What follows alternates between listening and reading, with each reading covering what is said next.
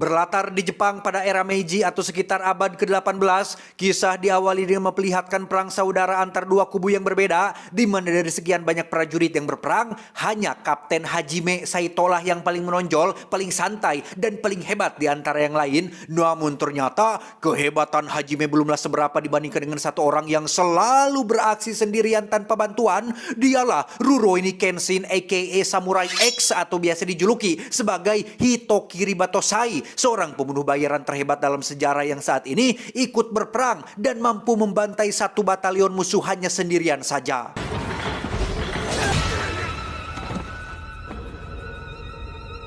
Tak lama, bendera pun diangkat sebagai tanda kemenangan akan salah satu kubu, yang berarti perang telah usai. Namun tidak untuk Hajime yang merasa masih belum puas jika belum bisa mengalahkan sang nomor satu yaitu Kenshin. Akan tetapi sang jagoan memilih untuk meninggalkan pedangnya sebagai tanda bahwa ia memilih mundur dan pensiun dari dunia persamuraian.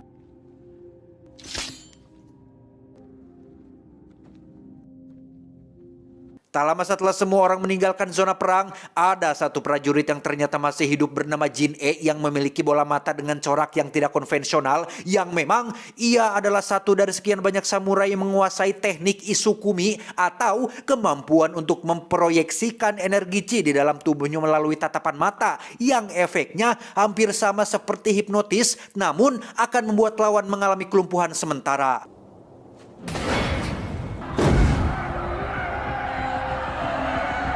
Setelah mendengar banyak suara dari jiwa-jiwa yang mati oleh pedang milik Kenshin, Jin-e memutuskan untuk memilikinya dan berencana untuk menjadi Batosai selanjutnya.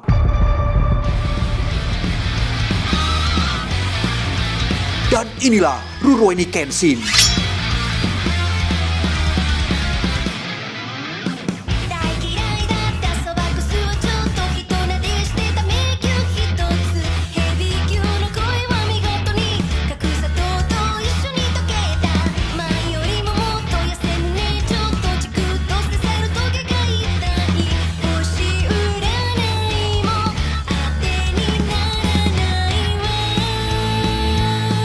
Cerita akan dimulai 10 tahun sejak perang usai, di mana kota ini menjadi maju dan damai, aman sejahtera berkat seorang pemimpin yang memulai era baru sesuai dengan perkembangan zaman pada masa itu. Ketika sebagian yang lain sedang fokus mensejahterakan rakyat, selalu saja ada oknum yang memanfaatkan situasi damai untuk kepentingan pribadi. Yang dalam kasus ini ada seseorang yang bisa dibilang mafia bernama Takeda, atau supaya lebih mudah diingat kita panggil saja si Juragan lah. Ini bebenguknya yang diam-diam telah memproduksi opium atau sejenis obat narkotika dengan bantuan seorang ahli bernama Megumi bersama dengan rekan-rekannya.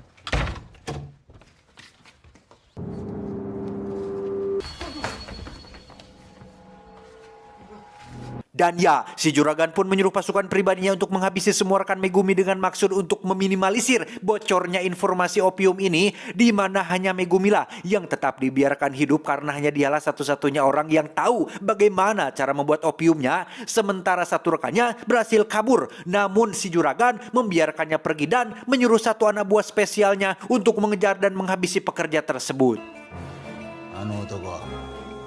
Keesokan paginya, pekerja itu pun ditemukan sudah tewas tergeletak di jalanan dengan sebuah kertas bertuliskan Batosai, sehingga Hajime yang saat ini menjabat sebagai kepala polisi pun langsung mendatangi kediaman si Juragan untuk meminta keterangan terkait kematian satu pekerjanya tersebut. Sebagai seseorang yang merasa berkuasa dan punya banyak uang, si Juragan pun menolak bersikap kooperatif, di mana ia justru malah menunjukkan puluhan prajurit pribadinya yang semuanya memiliki latar belakang sama yaitu samurai, karena setelah perang berakhir, para samurai ini tidak mendapatkan tempat di masyarakat, sehingga si Juragan pun sengaja menampung mereka semua, termasuk menjadikannya sebagai anak buah setianya. Tak lama setelah Hajime pergi, si Juragan langsung mendapat kabar buruk tentang Megumi yang berhasil kabur, di mana ia segera menugaskan satu anak buah spesialnya yaitu Batosai palsu yang tiada lain adalah Jin-e, yang saat ini bekerja untuk si Juragan untuk segera menangkap dan membawa Megumi kembali hidup-hidup.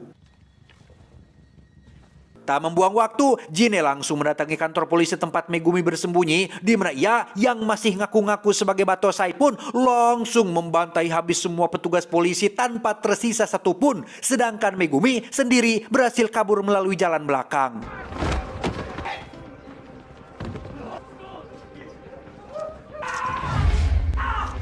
これは妖術ではないぞ。心の脆いもの。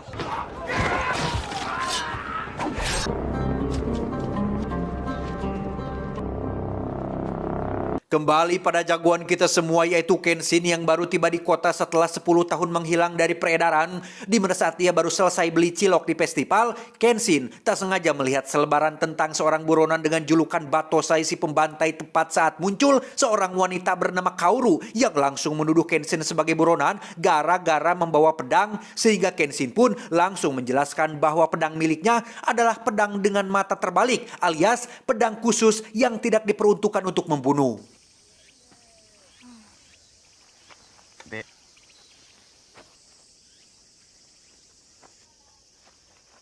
Tak lama setelah mereka berdua berpisah, Kaoru secara kebetulan melewati jalan dekat kantor polisi tepat saat Jin-e baru saja selesai menghabisi semua petugas, di mana Kaoru yang ayahnya maut gara-gara dibunuh oleh Batosai asli pun langsung menentang Jin-e untuk bertarung. Yang tepat saat Kaoru akan dihabisi, tiba-tiba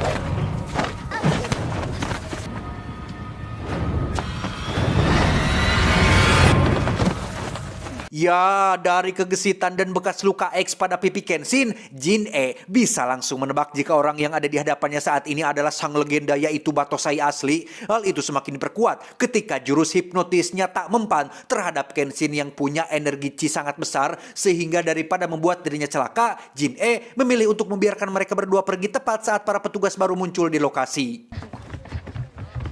Untuk menghindari petugas, Kaoru pun membawa Kenshin ke tempat tinggalnya yang merupakan sebuah tempat perguruan pedang yang didirikan oleh mendiang ayahnya, tanpa Kaoru sadari bahwa orang yang sedang bersamanya saat ini adalah Batosai asli yang sudah menghabisi ayahnya dulu.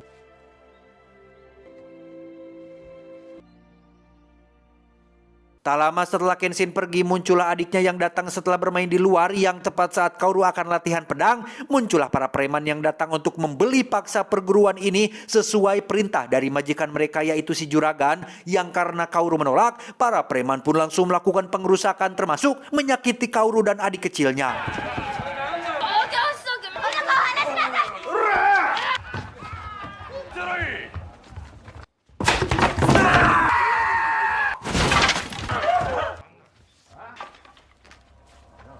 Dan ya, para preman termasuk Kaoru pun sempat terkejut oleh kemunculan Kenshin yang datang seorang diri meminta dengan sopan dan santun agar mereka segera pergi. Namun karena para preman menolak, Kenshin terpaksa harus menggunakan tangan kosongnya untuk menghadapi mereka semua.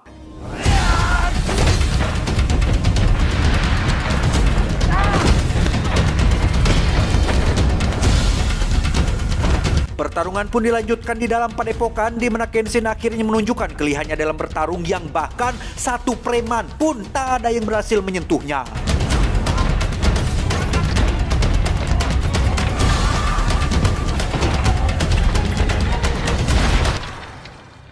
Karena mereka masih keras kepala, Kenshin terpaksa mengeluarkan pedang mata terbaliknya sembari mengungkapkan jati diri yang sesungguhnya. Di mana hal itu cukup membuat Kaoru terkejut bahwasannya orang yang sedang menolongnya saat ini adalah orang yang sudah membuat dia dan adiknya menjadi anak yatim. Namun setelah melihat sosok Kenshin yang sudah berubah, Kaoru tidak mengikuti hawa nafsunya untuk membalas dendam atas semua perbuatannya di masa lalu.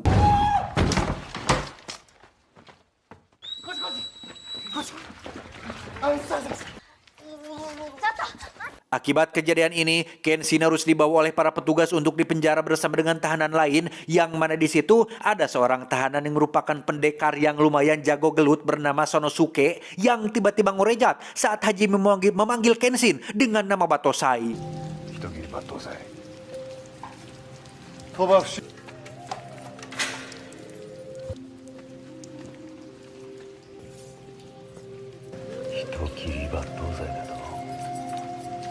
Karena dulu Kenshin kenal dekat dengan Laksamana, Kenshin pun dikeluarkan dari penjara dan dipertemukan langsung dengan Bapak Laksamana yang menjadi pimpinan tertinggi di kemiliteran Jepang. 10 tahun tidak berjumpa, Laksamana cukup terkejut saat mendengar Kenshin sudah pensiun dan jadi warga biasa. Karena dengan kemampuan luar biasa yang dimilikinya, Kenshin harusnya bisa menjadi seseorang yang sangat disegani atau setidaknya punya peran penting di kemiliteran. Tujuan Laksamana menemui Kenshin adalah berkaitan dengan kabar mengenai maraknya peredaran opium di kota ini, sehingga demi meningkatkan keamanan, Laksamana ingin meminta Kenshin agar mau meminjamkan kekuatannya sekali lagi untuk memberantas kejahatan. Namun meski Laksamana sudah memohon bahkan menawarinya sebuah jabatan, Kenshin tetap pada pendiriannya untuk tidak akan pernah membunuh lagi, sehingga Hajime yang kesal pun langsung menantang Kenshin bertarung dan berhasil melukai pundaknya hingga berdarah.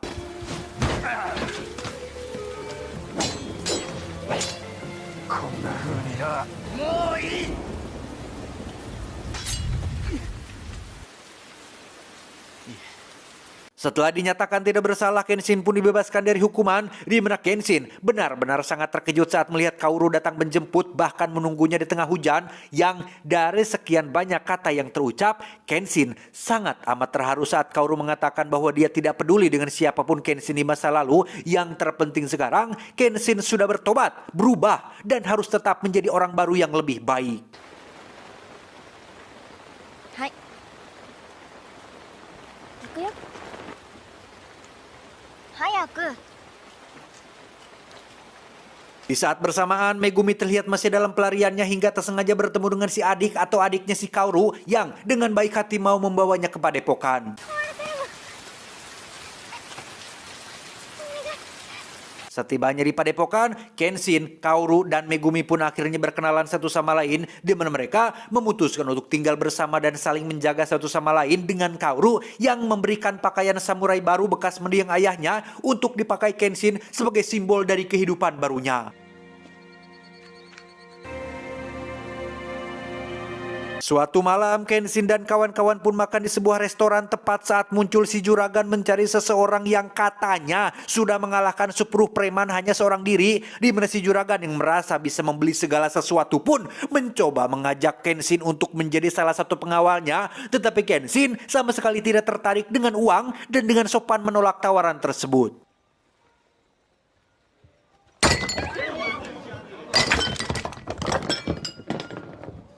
Tak lama muncullah Sanosuke, si pendekar pedang kuda yang dengan sombongnya mengklaim bahwa dirinya jauh lebih hebat dari Kenshin Shibatosai, sehingga apabila Sanosuke senilai dengan uang yang si juragan tawarkan, maka ia harus mengalahkan Kenshin tepat disaksikan oleh semua orang.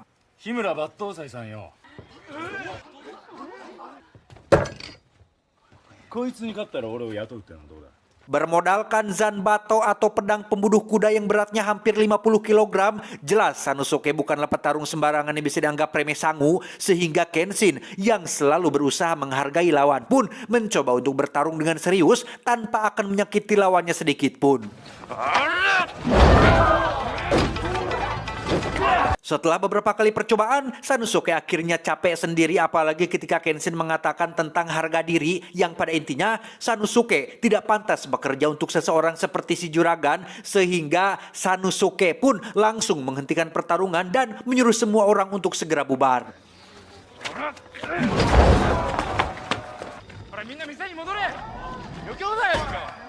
Beberapa waktu berlalu, muncullah wabah penyakit yang membuat banyak warga mengalami demam tinggi setelah meminum air dari dalam sumur yang sama, di mana Megumi yang sudah tahu seberapa licik si juragan pun langsung bisa menebak jika ini adalah ulahnya demi bisa mengambil alih padepokan dan semua tanah di wilayah ini. Sanosuke yang juga tinggal di kampung ini pun tak sengaja bertemu dengan Kenshin dan mau tidak mau harus mengesampingkan egonya dulu, yang karena Megumi bergelut di dunia medis dan obat-obatan, ia pun langsung mengkompakkan Kenshin dan kawan-kawan agar segera mengumpulkan bahan-bahan yang diperlukan untuk mengobati semua warga yang sakit. Beberapa jam kemudian, kondisi warga akhirnya berangsur pulih berkat kecekatan Megumi dalam mengambil tindakan. Tepat di samping walungan berdua dengan Kenshin, Megumi akhirnya jujur bahwa dia adalah mantan pembuat opiumnya si juragan, sehingga demi keselamatan semua warga, Megumi bermaksud untuk menyerahkan diri kepada si juragan sekaligus membujuknya agar mau menghentikan semua teror ini.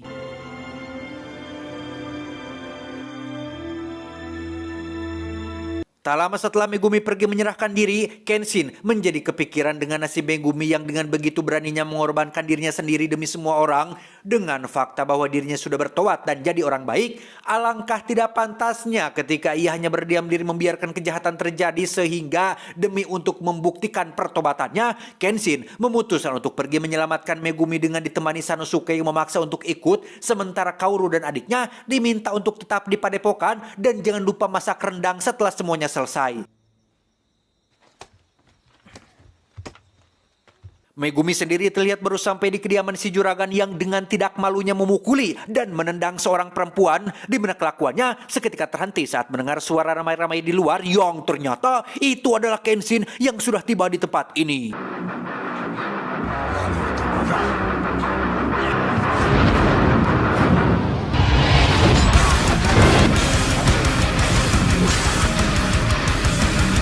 Dengan pedang mata terbaliknya, Kenshin berhasil menumbangkan para samurai meski hanya menciderai mereka saja, yang karena si juragan terus melemparkan uang-uangnya, para samurai yang sebenarnya takut terhadap Kenshin pun terpaksa bangun lagi demi bisa memiliki semua uang tersebut.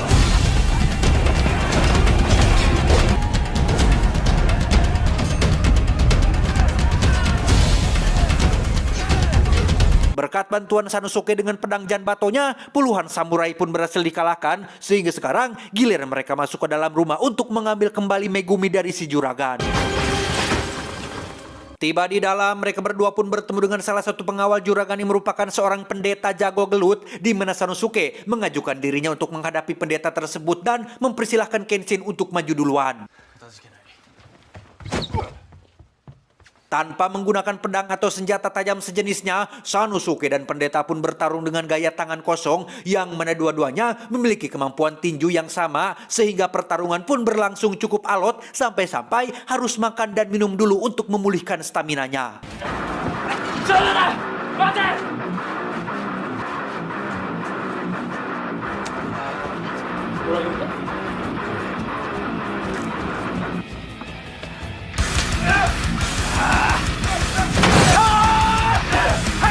Terlalu banyak buang waktu, Sanosuke pun mengerahkan sisa energinya untuk bertarung dan menggunakan bantingan serius untuk mengalahkan si pendeta.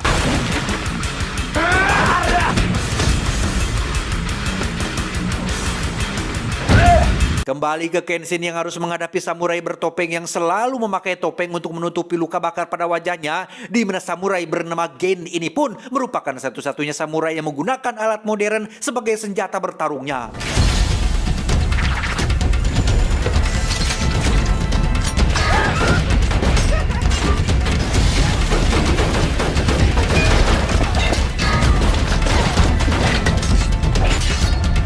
Melihat Kenshin memakai pedang mata terbalik membuat Gen menjadi semakin emosi seolah dirinya tidak berbahaya, yang karena Gen terus melakukan serangan beruntun, Kenshin pun mulai sedikit serius dengan pertarungannya dan berhasil menang tanpa membunuhnya.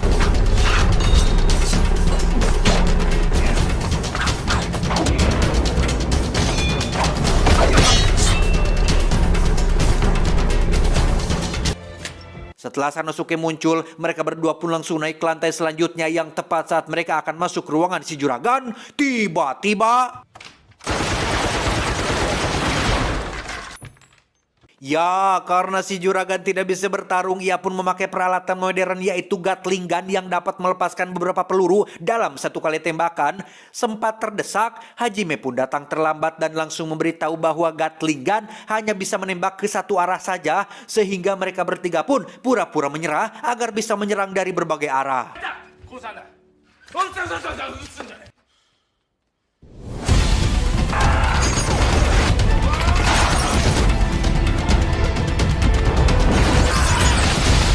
Juragan akhirnya kena mental setelah Kenshin mengacungkan pedangnya tepat di depan bebenguknya. Yang tak lama setelah mereka berhasil menyelamatkan Megumi, ia pun memberitahu Kenshin untuk segera pergi ke kuil di tengah hutan karena saat ini Jin-e sedang menculik Kaoru untuk dijadikan sandranya.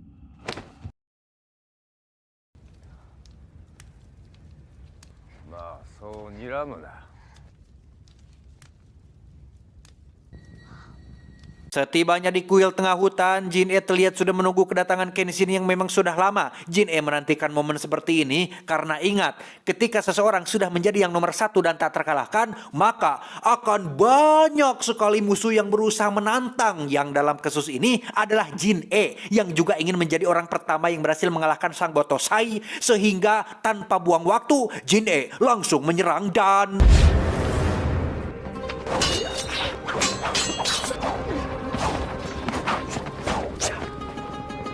Kali ini, Kenshin nampaknya akan cukup kesulitan untuk menang karena Jin-e tidak seperti samurai-samurai kroco sebelumnya yang hanya menggunakan jurus itu-itu saja. Di mana hal itu terbukti ketika Jin-e berhasil mengecoh Kenshin dengan cara memindahkan pedangnya dari tangan kanan ke kiri dan sebaliknya sehingga...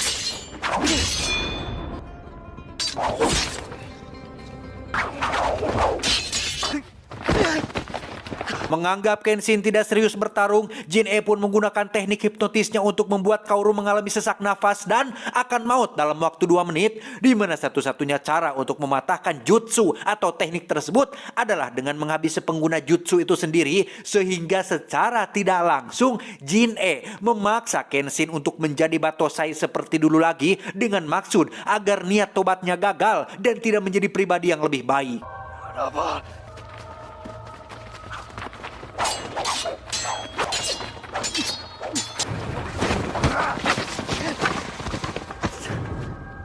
Melihat Kaoru sudah engap-engapan membuat Kenshin akhirnya tidak punya pilihan lain lagi selain harus menjadi sosok yang sudah lama ia kubur, di mana Kenshin seketika mengeluarkan aura atau vibes berbeda yang langsung membuat Jin-e bersemangat.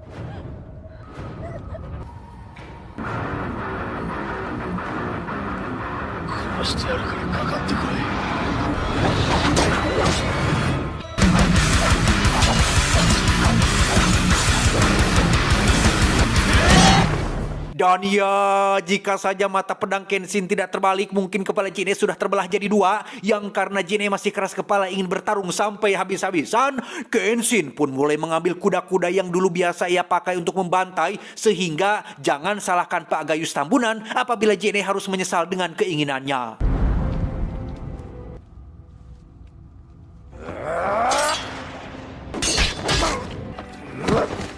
Tepat saat Kenshin akan menghabisinya, Kaoru tiba-tiba berteriak pertanda ia sudah pulih dari jutsu tersebut berkat kekuatan hatinya yang tidak ingin melihat Kenshin menjadi seperti dulu lagi, di mana Jin-e masih saja tidak menyerah meski Kenshin sudah menjelaskan bahwa sendi tangannya sudah cedera dan mustahil bisa menang. Namun ternyata Jin-e tidak bermaksud menyerang Kenshin melainkan menghabisi dirinya sendiri karena malu sudah terlanjur berbuat sejauh ini.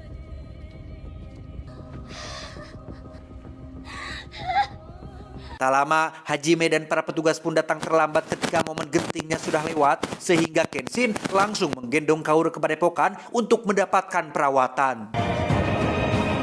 Setelah si juragan ditangkap dan para samurai dicabut izin pedangnya, Kaoru, Megumi, Sanosuke, dan Kenshin pun bisa hidup tenang dengan akan menjadi keluarga baru dan akan menghidupkan kembali padepokan tersebut.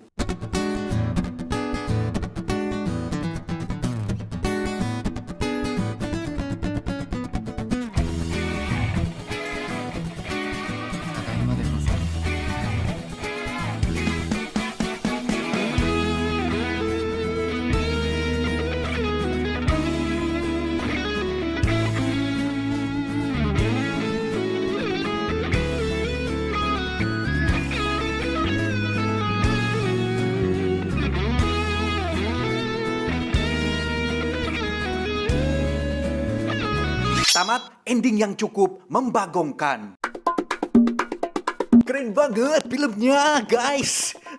Sudah lama saya pengen bahas film ini, cuman baru kesampaian sekarang. Mengingatkan masa kecil saya gitu, dan beberapa teman yang mungkin lahir sebelum tahun 2000-an. Dulu sih sering tayang di televisi, kalau nggak salah di SCTP apa RCTI gitu ya, jam 8 pagi kalau nggak salah. Sekarang mah udah nggak ada. Seru nggak sih teman-teman menurut kalian semua? Lanjutin nggak teman-teman yang keduanya? Atau udah aja? Pesan yang bisa kita ambil dari film ini adalah jangan biarkan hati Anda berlarut-larut dalam kesedihan atas masa lalu, atau itu akan membuat Anda tidak akan pernah siap untuk menghadapi apa yang akan terjadi. Ingat, masa lalu tidak mungkin bisa dirubah, tapi Anda dapat merusak masa depan dengan menangisi masa lalu dan merisaukan masa depan. Saya John, mewakili jajaran direksi yang bertugas, mengucapkan terima kasih dan sampai jumpa di video selanjutnya. Adios. Kulub suuk Sergio Ramos.